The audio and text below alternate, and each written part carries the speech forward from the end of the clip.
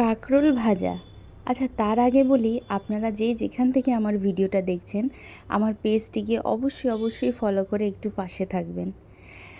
আমি যখনই কোনো রান্নার ভিডিও ছাড়ি বা যে কোনো ব্লগ ভিডিও, অনেক দিদিভাইরা কমেন্ট করেন যে খুব সুন্দর হয়েছে রান্না, খুব ভালো হয়েছে, আমি নাকি খুব ভালো রান্না করি, হেন তেন, মানে অনেক সুন্দর কমেন্ট করে সব দিদিভাইরা।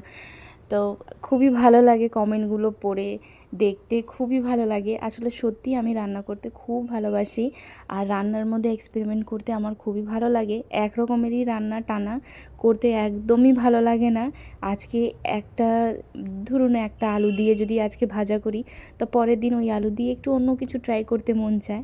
এবার রান্নাটা আমিও কিন্তু শিখে আসিনি, আমিও কিন্তু সবার দেখে শিখেছি। কারো ভিডিও দেখে, কারো অনেকেরই রেসিপি দেখি, তারপরে সেগুলোকে ট্রাই করি, ভালো লাগে যখন। তা এইভাবে করে হচ্ছে আমার রান্নার এই জার্নিটা। তা আজকে আমার রান্নার ভিডিওর মধ্যে এত সুন্দর সব দিদিভাইরা কমেন্ট করে, আপনাদের অনেক ধন্যবাদ এত সুন্দর কমেন্ট করার জন্য। খুবই ভালো লাগে কমেন্টগুলো দেখতে। আসলে অনেক দিন ধরেই ভাবছিলাম যে বলবো, কিন্তু ভুলেই যাচ্ছিলাম। কিন্তু মনে থাকে যে সবার কমেন্ট আসলে আমি কম বেশ সবার কমেন্ট দেখি, পড়ি, রিপ্লাইও করি, খুবই ভালো লাগে। তো চলুন এইবার বলি, আজকে কাঁকরোল ভাজা করছি।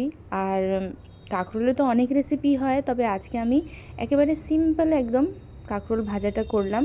কড়াইতে হচ্ছে কালো জিরে, কাঁচা লঙ্কা আর হচ্ছে পেঁয়াজটাকে প্রথমে তো কালো জিরে ফোড়ন দিয়ে তারপরে হচ্ছে পেঁয়াজ কাঁচা লঙ্কা লাল করে নিয়েছিলাম। এইদিকে কাঁকরোলগুলোর উপরে যে গায়ে কাটা মন তো থাকে না, ওগুলোকে হালকা একটু ছেঁচে নিয়েছি। তারপরে পাতলা কেটে ভেজে লবণ হলুদ দিয়ে ঢাকা দিয়ে ওই মিনিট 10-15 মতন ঢেকে রাখছিলাম। খুব সুন্দর নরম হয়ে গেছে দেখুন। এইবার ঢাকা দিয়ে হালকা হিটে ছেড়ে দিয়েছি লাল করে। কাঁকরোল ভাজা কিন্তু একদম রেডি। কেমন হয়েছে কমেন্ট বক্সে অবশ্যই জানাবেন। সবাই ভালো থাকবেন, সুস্থ থাকবেন।